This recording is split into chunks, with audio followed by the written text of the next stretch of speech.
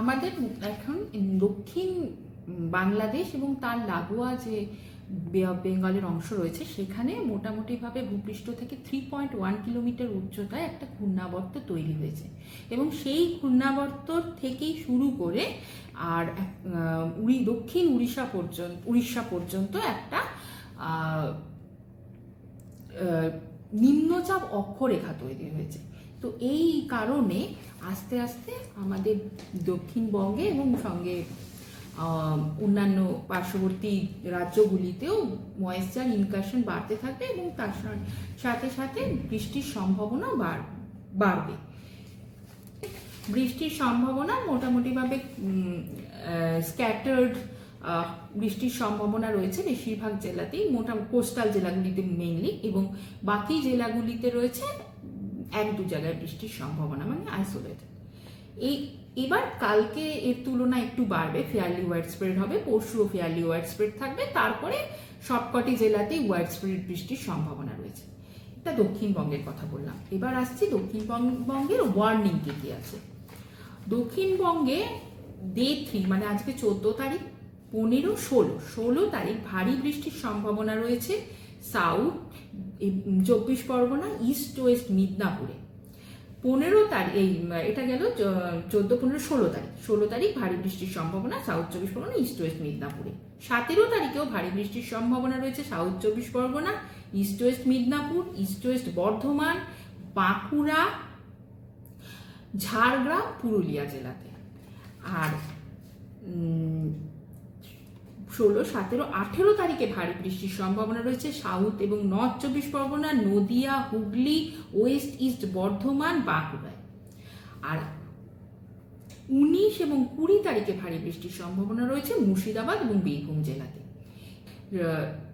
18 তারিখ অবধি মোটামুটিভাবে সবকটি জেলাতেই গাস্টি উইন্ডের সাথে বজ্রবিদ্যুৎ সহ বৃষ্টিপাতের সম্ভাবনা রোজই রয়েছে। কোথাও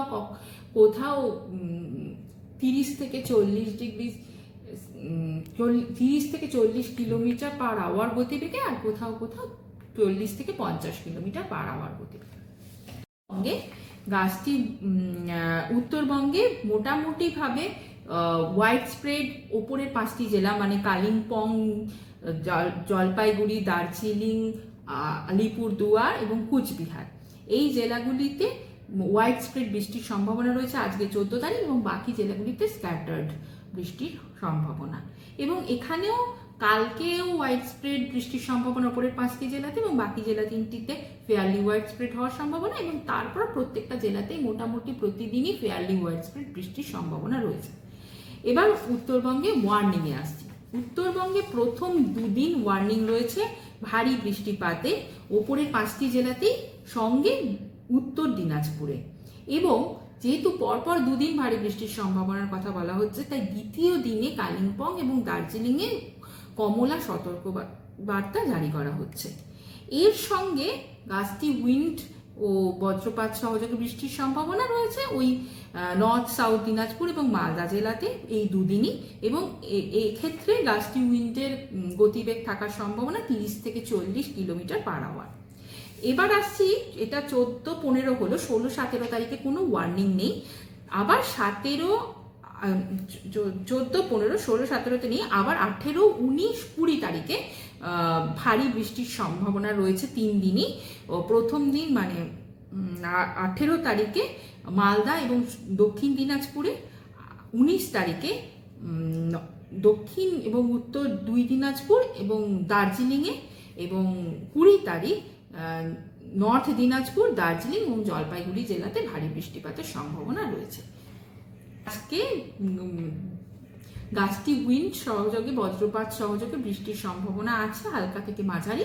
আর তার সঙ্গে টেম্পারেচার যদি বলেন তাহলে আজকে দিনের তাপমাত্রা সর্বোচ্চ থাকার সম্ভাবনা 36 ডিগ্রি সেন্টিগ্রেডের কাছাকাছি, এবং কালকে সকালে ন্যূনতম তাপমাত্রা থাকার সম্ভাবনা 29 ডিগ্রি সেলসিয়াসের কাছাকাছি।